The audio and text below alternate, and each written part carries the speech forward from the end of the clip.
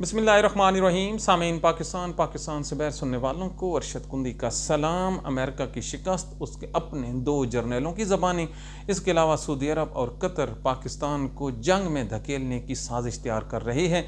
इस साजिश को नाकाम बनाना पाकिस्तान से मोहब्बत करने वाले और तमाम मुसलमानों पर लाजिम है। सुनिए किस कदर ये घटिया चालें भी चल सकते हैं। सबसे पहले अमेरिका के वो 2 जर्नल जो कह रहे हैं कि अमेरिका को शिकस्त होने जा रही है। एक जी बहुत बड़े स्कॉलर हैं जिमी वर्क ने कहा है कि अमेरिका ने 48 घंटे की इस जंग की ओनली प्लानिंग की थी और सोमवार वाले दिन उन्होंने फतह का ऐलान करना था। एक प्लानिंग इंसान करते हैं, एक प्लानिंग मेरा रब करता है। तो टॉप लीडरशिप को शहीद करने के बाद, हलाक करने के बाद इनका ख्याल ये था कि रजीम चेंज हो जाएगी और डोनाल्ड ट्रंप जो है ये फतह का जो झंडा है उसको लहरा देगा, लेकिन ये उसके उलट चला गया। ईरानी कौम खड़ी हो गई। अब कहाँ पे मसला डिस्कस होने लगा है कि किसके हथियार पहले ख़त्म होंगे। तो वो 48 घंटों की फतह अब महीनों तक चली गई है। तो अमेरिका के जो एक सिटिंग जर्नल हैं, आज उनका बयान पूरी दुनिया के जो मीडिया है उसने उठाया हुआ है। जनरल कैंज, ये है सिटिंग उनके जर्नल हैं। उन्होंने कहा है कि अमेरिका अब इस जंग में जो इंतहाई महंगे हथियार हैं उनको कैरी नहीं करेगा। पाकिस्तानियों सुनो ज़रा क्या कह गया जनरल कैन कि अब वो हथियार जो इंतहाई महंगे हैं जिसको अफोर्ड करना उनके बस का रोग नहीं है, लिहाजा हम अब कम जो कीमत है जो छोटे हथियार हैं उनको इस्तेमाल करेंगे। तो अब आप ज़रा रिज़ल्ट देखिए, क्या फतह मिल गई, तेहरान सरनगू हो गया, या ईरान का झंडा कदमों के नीचे रोन डाला गया? कुछ भी नहीं हुआ। तो फिर क्यों? महंगे हथियार तो बढ़ गए ना जी। आगे एक और जनरल की स्टेटमेंट वो भी आज की है, वो है जी कर्नल मार्क कहता है कि अमेरिका जो पेंटागन है उन्होंने एक सर्कुलर जारी किया है कि इस जंग की तवालत को पेश नज़र रखते हुए जो आला किस्म के हथियार हैं जिसको अफोर्ड हम नहीं कर सकते इस जंग में इस्तेमाल करना, और जिनकी जो प्रोडक्शन है ये ज़रा इंतहाई अहमियत का हामिल है, जिनकी प्रोडक्शन जो है ये लिमिटेड है। ये जो जंगों में हथियार इस्तेमाल होते हैं ये वो हथियार इस्तेमाल नहीं होते कि आप आम गोलियां या चलाते जाएं तो वो पीछे से बनाते जाएं। इनके लिए लाखों डॉलर्स लगते हैं और 80-80 मिलियन डॉलर्स के एक मिसाइल पे खर्चा उठा है। और ये जो हथियार हैं कर्नल मार्क के मुताबिक उनको भी बंद कर दिया गया है। तो पीछे बचा क्या? इब्राहिम लिंकन कल भागा। तो इसी तनाजुर में एक खबर देखिए, कतर से इस खित्ते में सबसे बड़ा जो इनका अमेरिकन अड्डा है वो कतर और एक और जगह ओमान पे है, बेस पे है। कतर को इन्होंने जी सारे का सारा फारिग कर दिया है। और इस फारिग करने से जो कतरी आज वजीर खारजा है उनका ज़रा स्टेटमेंट, शेख मोहम्मद अब्दुर्रहमान अल सानी, उसने आज जी स्टेटमेंट जारी की है, एक जिसको रहम की अपील कहते हैं ईरान की तरफ, कि ईरान हमारे खिलाफ ज्यादती कर रहा है और हमें उस जंग में धकेल रहा है जिस जंग का हमसे कोई लेना देना नहीं है। अब आया ना ऊंट पहाड़ के नीचे। ये वो लोग थे जो इंसानों को इंसान नहीं समझते थे। तो कतर की ये दुहाई ईरान की फतह की शहादत है। अब दुबई की तरफ चलिए। दुबई जी जिसे दुनिया का टॉप क्लास अय्याशी का जो क्लब कहा जाता है, दुनिया के सबसे बड़े जो अय्याश, जो अमीर तरीन अय्याश हैं वो दुबई आते थे, वो सारे वहाँ से भाग गए हैं। पूरी दुनिया के सरमायाकार जो वहाँ पर प्लाजे और महल्लात बना रहे थे, उन महल्लात की जो कीमतें हैं जी वो गिर पड़े हैं। अब कोई ख़रीदार नहीं है उन महलों और महल्लात और प्लाजा जात को बनाने वालों, दिलचस्पी रखने वालों। पाकिस्तान का भी एक जो जनरल रियाज आ रहा है, वाकई ये जनरल ही था, मलक रियाज, ये भी अपने आप को इंसान नहीं समझता था, ये भी वहाँ भाग गया था, अब इसको जगह नहीं मिल रही। मतलब दुबई तबाह बर्बाद हो गया। सारे के सारे जो पाकिस्तानी हैं ये वहाँ से वापस आ रहे हैं और अरबी पीछे लगता ये है کہ اب اونٹوں پہ آ جائیں گے. میرے نبی کی حدیث ہے نا کہ یہ پہلے عروج پائیں گے پھر زوال پائیں گے. تو ان کا زوال جو ہے وہ ایران کی میزائلوں سے لکھ دیا گیا ہے. تو یہ جو دبئی ہے، دبئی والوں کی چیخیں، فریادیں اور ان کے آنکھوں سے بہنے والے آنسو ایک ایک گر کر یہ شہادت دے رہا ہے کہ جو آیت اللہ خمینی کا جو خون ہے وہ ان پہ بھاری پڑ رہا ہے. یہ وہی لوگ تھے جنہوں نے جنگ کی پلاننگ کی. انہوں نے امریکہ کو بلایا، اس خطے میں اس کو گنڈا رکھا. آج وہی ان کو چلا گیا ہے. اب جنگ کی تیسری جو سٹوری ہے، جو اب فتح کی کہانی ہے، وہ ذرا سنیے. امریکہ نے اپنے جو حملے ہیں، پہلے دن انہوں نے 2000 کے قریب حملے کیے تھے. آج وہ گھٹ کر، یہ رپورٹڈ جی ہم کہہ رہے ہیں، وہ 200 پہ آ گئے ہیں. کتنے جی؟ 24 گھنٹوں میں 200 حملے دو ملکوں کی طرف سے. اور وہ جو ایران ہے جس نے میزائلوں کے اوپر ان کے اوپر بمباری کر رکھی تھی، انہوں نے اپنی 68% جو اپنے میزائل ہیں ان کو جو گرنے کی مقدار ہے اس کو روک لیا ہے. تو اب ان دونوں چیزوں سے اب آپ کامن سینس رکھتے ہیں. اب آپ دیکھیے کیا ہو رہا ہے. دونوں فریقین کو اپنی طاقت اور اپنی حیثیت کا پتہ چل گیا ہے کہ نہ ایک فریق کسی دیگر کو لتاڑ سکتا ہے، نہ دوسرا اس کے قلعوں سے اسے نکال کر انہیں ختم کر سکتا ہے. تہران بامقابلہ واشنگٹن. تو لمبی جنگ کی تیاری ہے. اور یہ جو جمی ورک ہیں اس کے مطابق یہ جو جنگ ہے اب اگلے 4 مہینوں تک بڑی آسانی سے لڑی جا سکتی ہے. اور BBC کی آج کی سٹوری، CNN اور الجزیرہ، ان تینوں کی آپ ذرا اگر غور سے دیکھیں، جو کریڈیبل جرنلسٹ ہیں اور جو ادارے ہیں خبریں دینے والے، رائٹرز وغیرہ، وہ تمام یہ کہہ رہے ہیں کہ جو تہران کا جو پلڑا ہے وہ اس جنگ میں بھاری ہے. اور ڈونلڈ ٹرمپ، امریکہ، اس جنگ میں شمولیت کر کے پھنس گیا ہے. پھنسا نہیں ہے، سرائکی میں کہتے ہیں اسے باہر بند ہو گئے.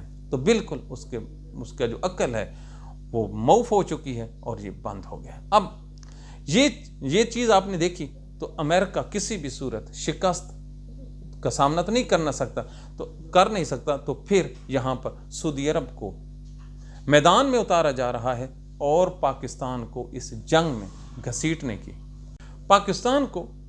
میں گھسیٹنے کی ایک تیاری کی جا رہی ہے. اور یہ وہ خطرناک ترین پلاننگ ہے.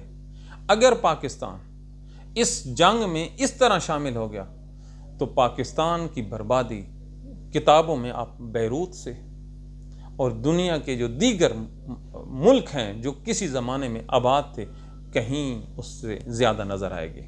پاکستان کی گلی کوچوں میں شیعہ سنی کی وہ فسادات اٹھیں گے.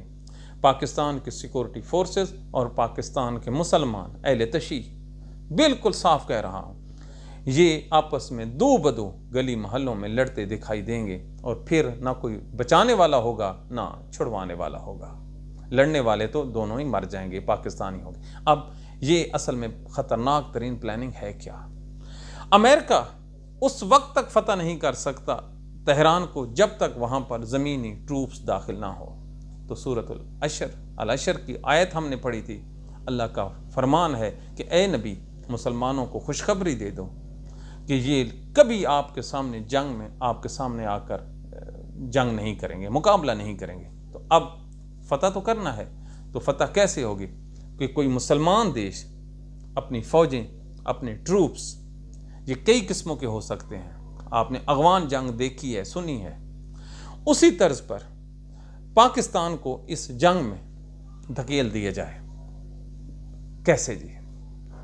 یاد رکھیے، آج سے 5 ماہ پہلے پاکستان کی پارلیمنٹ کے بغیر چپ چپائے ایک پیس ایگریمنٹ ان بٹوین سعودی عرب اور پاکستان تشکیل دے دیا گیا تھا.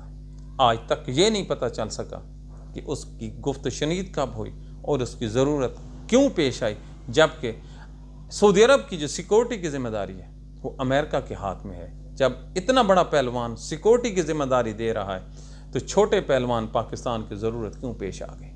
ہے نا بات. اب سعودی عرب پر حملہ ہوا، میزائل داغے گئے، ایران نے عقل مندی سے کہا کہ میں نے نہیں کی ہے۔ اب یہ جو سعودی عرب نے کہا ہے کہ کیونکہ آپ کا اور ہمارا معاہدہ ہے، لہٰذا آپ ہماری حفاظت کریں، ہم پہ حملہ ہوا ہے تو آپ آگے آئیں۔ تو اب پاکستان کیا اپنی فوج یا اپنے جو پیٹریاٹ بیٹریز ہیں وہ امریکہ کی جگہ پر انسٹال کر کے ان ڈرونز کو روکے گا، یا جہاں سے میزائل جا رہے ہیں وہاں پر جا کے لڑائی کرے گا؟ تو مدد تو یہی ہے نا کہ جہاں سے میزائل جا رہے ہیں وہاں سے لڑے گا۔ اور پھر آپ لوگوں نے آج جو اسحاق ڈار کا بیان ہے، اس نے کیا کہا ہے کہ ہم سے سعودی عرب نے رابطہ کیا، ہم نے تہران سے رابطہ کیا اور تہران سے گارنٹی لی ہے۔ یاد رکھیے لفظ کیا ہے؟ گارنٹی۔ یہ انتہائی ڈینجرس لفظ ہے۔ جہاں کہیں بھی گارنٹی کا لفظ ہوتا ہے تو مطلب اس کی وائلیشن ہوئی تو ہم اپنی گارنٹی کی وائلیشن میں جنگ میں کود پڑیں گے۔ ہر ڈپلومیٹک جو بھی ورڈز ہوتے ہیں اس کے انتہائی خطرناک قسم کے معنی لیے جاتے ہیں۔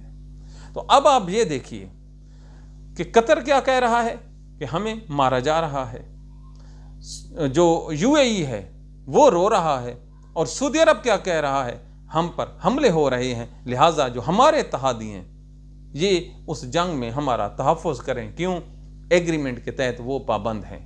اب یہ جو تینوں ملک ہیں، ان تینوں ملکوں کے پاکستان سے تعلقات دیکھیے۔ سعودی عرب ساری زندگی ہماری مفت بری لگی ہوئی ہے، یہ ہمیں تیل دیتا آیا ہے، اپنی مرضی کی پالیسیاں ہم سے یہ بنواتا رہا ہے۔ یہ بڑے بڑے پاکستان کے جو عہدے ہیں، دوبارہ کہہ رہا ہوں انورٹڈ کاماز میں، بڑے بڑے عہدے سعودی عرب کی مرضی کے بغیر نہیں ہوتے نا۔ اور پاکستان کے وزیر اعظم عمران خان کو اتارنے میں بھی سعودی عرب کا ہاتھ ہے، اور یہ بات پاکستان کا وزیر دفاع پاکستان کے نیشنل ٹیلی ویژن چینل پر بیٹھ کر چکا ہے۔ اب آپ اس کی مداخلہ دیکھیں، ان کی رقم آج بھی ادھر پڑی ہے۔ ہر موقع پر انہوں نے شریف خاندان کو جو اس گرداب ہے اس سے نکالا، اور آج انہی لوگوں نے پاکستان کے اسٹیبلشمنٹ کے ساتھ مل کر پاکستانیوں پر ایک ناجائز حکومت مسلط کی ہوئی ہے۔ یو اے ای کے پیسے ہمارے پاس پڑے ہیں، جو اگر واپس مانگے تو انہوں نے اب واپس مانگنے ہیں، تو ہمارے جو پڑخچے ہیں معیشت کے وہ اڑ جائیں گے۔ کل ہم نے کہا تھا ہماری جو کل اوقات ہے 10-15 دنوں کا پٹرول ہے، 10-15 دنوں کی گیس ہے، اور بدماشی پوری دنیا کے لیے ہے۔ تو اب ایک طرف افغانستان سے جنگ بندی کس نے کروائی ہے؟ سعودی عرب نے۔ ذرا سنیے پاکستانیوں، ڈاٹس ملائیے۔ اب اس بڑی کارروائی میں اگر پاکستان شامل ہو گیا تو یہ پاکستان کی تاریخی، بلکہ 14 اگست 1947 سے لے کر آج تک کی سب سے بڑی سنگین غلطی ہوگی، اور اس غلطی کے بعد پاکستان کا جو داخلی انتشار ہے وہ اتنا بڑھ جائے گا کہ اس آگ پر پانی ڈالنے والا شاید ہی کوئی ملے، نہ آپ کو کوئی ویلاگر ملے گا۔ جی ہاں، ہم سب لوگ اس جنگ کا ایندھن بن جائیں گے، ہمارے بچے، ہماری جائیدادیں، ہمارا دیش۔ جب ہم اپنے آپ کو شامل کر رہے ہیں تو سمجھیے سننے والے وہ بھی اس آگ کا، اس جنگ کا ایندھن بن جائیں گے۔ ایک بہت بڑی خوفناک ہے، اور یہ جو مسلمانوں کی جو ریاستوں کا نام لیا جاتا ہے، یہ قطعاً کوئی اسلامی ریاستیں نہیں ہیں، ان کا دین سے، اسلام سے کوئی تعلق واسطہ نہیں ہے۔ بقول مولانا اسحاق، جو حکومتیں از خود آ کر بیٹھ جائیں بغیر عوام کی منشا کے، وہ شرک کے برابر ہوتی ہیں۔ یہ مولانا اسحاق کا سٹیٹمنٹ ہے، آپ ذرا پڑھیں۔ تو ان حالات میں اگر پاکستان میں جب کبھی سن لیجئے اور اس کو اپنے پاس محفوظ کر لیجئے اور عمل کرنے کی کوشش کیجئے، جب کبھی پاکستان میں سعودی عرب کے دفاع کے نعرے بلند ہونا شروع ہو جائیں مخصوص کارنر پہ، مخصوص مذہبی لوگوں کی طرف سے، تو سمجھ لیجئے کہ پاکستان تباہی کی طرف جا رہا ہے۔ اگر کسی نے تباہی کی ہلکی سی جھلک دیکھنی ہے تو جس روز آیت اللہ خامنئی کو شہید کیا گیا ہے، اس کے بعد پاکستان کا جو گلگت بلتستان ہے وہاں پر ہونے والے جو خون ریز ہنگامے ہیں ان کو اسیس کر لے۔ کراچی میں جو لاشیں اٹھی ہیں وہ دیکھ لے، اور لاہور میں اٹھنے والا جو پڑاؤ ہے اس کو ذرا دیکھ لیجئے تو آپ کو صاف نظر آ جائے گا کہ ہم کدھر جا رہے ہیں۔ اب یہ تو ہو گئی سازش۔ اب پاکستان اس سے بچ کیسے سکتا ہے؟ اس سے بچنے کی صرف ایک ہی صورت ہے پاکستانیوں، ہمارے پاس کوئی ٹاپ کلاس قسم کا بہت بڑا لیڈر ہو، لیکن ہمارے پاس تو کوئی لیڈر نہیں ہے۔ کیا شہباز شریف پہ کوئی اعتبار کر سکتا ہے؟ گھر والے بھی نہیں کرتے۔ مریم نواز قیامت آ سکتی ہے، اس کی بات سننے کو کوئی تیار نہیں۔ بلاول نہ وہ ادھر کا ہے نہ ادھر کا ہے، وہ فنی خرابی، اور ویسے بھی وہ شیعوں کا جو اعتبار ہے وہ کھو بیٹھا ہے، اس کی جو کریڈیبلٹی ہے وہ ختم ہو گئی، سارے ڈرامے ایکسپوز ہو گئے۔ تو پھر ہمارے پاس بچا کیا ہے؟ ہمارے پاس جو لیڈر بچا ہے وہ عمران خان ہے۔ یہ وہ آدمی ہے جس کی بات پاکستان کے تمام 4 صوبے سن سکتے ہیں، پاکستان کی عوام سن سکتی ہے، یوتھ سن سکتی ہے، اہل تشیع اور جو سنی مکتبہ فکر ہے، یہ دونوں اس کی بات سن سکتے ہیں۔ ہماری بات پہ اعتبار نہ کیجئے۔ آپ سوشل میڈیا پہ ایک ہوتے ہیں پیڈ مولوی، ایک ہوتے ہیں نا پیڈ جرنلسٹ، نہ پیڈ مولوی ہوتے ہیں جن کا وظیفہ حکومت کے خرچے اور حکومت کے ذمہ ہوتا ہے، وہ نہیں جو آزاد لوگ ہیں۔ آپ ان لوگوں کی سٹیٹمنٹ اٹھائیے تو وہ عمران خان کو اور ایران کو حمایت کرتے نظر آتے ہیں۔ اب پاکستان میں اس ٹائم نہ شیعہ کوئی ڈفرینس ہے اور نہ سنی ہے۔ تو یہ جو ممبرز تھے جہاں سے آگ ذاکرین اہل تشیع کے اور جو اہل سنت کے جو ممبرز تھے جہاں سے مخصوص قسم کے یہ آگ نکلتی تھی، ہم دونوں فریقین کو کہہ رہے ہیں، وہ آگ اب خاموش کرا دی گئی ہے۔ دو ویڈیوز ہمارے پاس موجود ہیں، اس میں ایک اہل تشیع کے ایک ذاکر کو جو نیچے بیٹھے لوگ ہیں وہ نیچے اتار رہے ہیں کہ یہاں سے اس قسم کی جو تقریر ہے ہم کرنے کی اجازت نہیں دیں گے۔ اللہ اکبر! اس کو کہتے ہیں اللہ تعالیٰ کی نعمت، غیبی امداد پاکستان پر، کہ وہ لوگ جو آگ لگانا چاہتے تھے ان کو پہچان لیا گیا ہے۔ تو اب جب پہچان لیا گیا ہے تو ایک لیڈر ہے، خدا کے لیے اس کو استعمال کر لو۔ آپ نے اس ہسٹری میں کسی کو استعمال نہیں کیا۔ مولوی فضل حق قائد اعظم سے بھی بڑا لیڈر، میں دوبارہ کہہ رہا ہوں ایمانداری سے، جو کانگریس کا بھی صدر تھا اور مسلم لیگ کا بھی صدر تھا، پاکستان بننے سے پہلے بنگال کا وزیر تھا، اعلیٰ تھا، قرارداد پاکستان پڑھنے والا تھا، ہم نے اس کو غدار ڈکلیئر کیا۔ ہم نے ذوالفقار علی بھٹو کو پھانسی دے دی، ہم نے بے نظیر کو راستے میں شہید کروا دیا، اسے بچا نہیں سکے۔ ہم اب عمران خان کو جو آخری ہوپ ہے پاکستان کی، وہ جیل میں پڑا ہے، ہم خدا کی قسم اس کو بچا سکتے ہیں، لیکن وہ میں دل کہاں سے لاؤں، وہ دماغ کہاں سے لاؤں، وہ آنکھیں کہاں سے لاؤں؟ جو آنے والے دنوں میں جو خوفناک پکچر ہم نے آپ کے سامنے کھینچی ہے، اور یہ جو پکچر ہے اس کا ایک ایک جو کریکٹر ہے، واللہ اس میں حقیقت ہے، اس میں کوئی مبالغہ آرائی نہیں ہے کوئی سننے والا۔ وہ پھر وہی قرآن کی آیت ہے، اللہ تعالیٰ فرماتا ہے کوئی جو میری نصیحتوں کو پکڑے، تو یہ تو نہیں ہے۔ یہ وقت جنگ سے پہلے، قیامت سے پہلے اللہ تعالیٰ کی طرف سے یہ کاشن دیے جا رہے ہیں، خبردار کیا جا رہا ہے کہ بچ جاؤ اور میری طرف لوٹ آؤ۔ کوئی پاکستان کا مخلص نہیں ہے، ہم بھوکے نہیں مریں گے، کیونکہ رزق کا وعدہ میرے رب کا ہے، وہ ان کو بھی دے رہا ہے جن کا کوئی بھی نہیں ہوتا، جن کے دونوں بازو اور دونوں ٹانگیں نہیں ہوتی، وہ بھی پیٹ بھر کے یار سوتے ہیں، میرا رب ہے نا، تو وہ رزق کا وارث ہے، تو بھلا پاکستانیوں کو وہ بھوکا چھوڑے گا۔ لیکن اگر ہم مرے تو ہم اس وجہ سے مریں گے کہ ہم اپنے نبی کے جو مذہب ہے اس کو وائلیٹ کرتے ہوئے مخصوص لوگوں کی سوچ کو لے کر آگے چلیں گے۔ تو یہ ہے، پارلیمنٹ بے وقت ہو گئی، عدالتیں بے وقت ہو گئی، پاکستان کا میڈیا بے وقت ہو گیا، کوئی چیز ایسی نہیں ہے جو ہم نے بچا کر رکھی ہو اور وہ ہمیں آگے لے کر جائے۔ تباہی و بربادی کی داستانیں ہیں۔ انشاءاللہ کل آپ سے مزید ہم کو اچھی نیوز لے کر آئیں گے، لیکن ایک خبر طے ہے، ایران نے کمال کر دیا ہے۔ اللہ تعالیٰ ایران کو فتح دے، جو ظالم ہے اس کا ہاتھ اپنے اخراجات اور دبئی کا جو پیسہ ہے اس کی کمی کی وجہ سے رک گیا ہے، تو یہ بھی ایک گڈ نیوز ہے۔ تو اللہ تعالیٰ آپ کو سلامت رکھے، ہمیں اپنے جو کومنٹس ہیں اس سے ہمیں آگاہ کرتے رہی، ہم اپنی اصلاح کرتے رہتے ہیں۔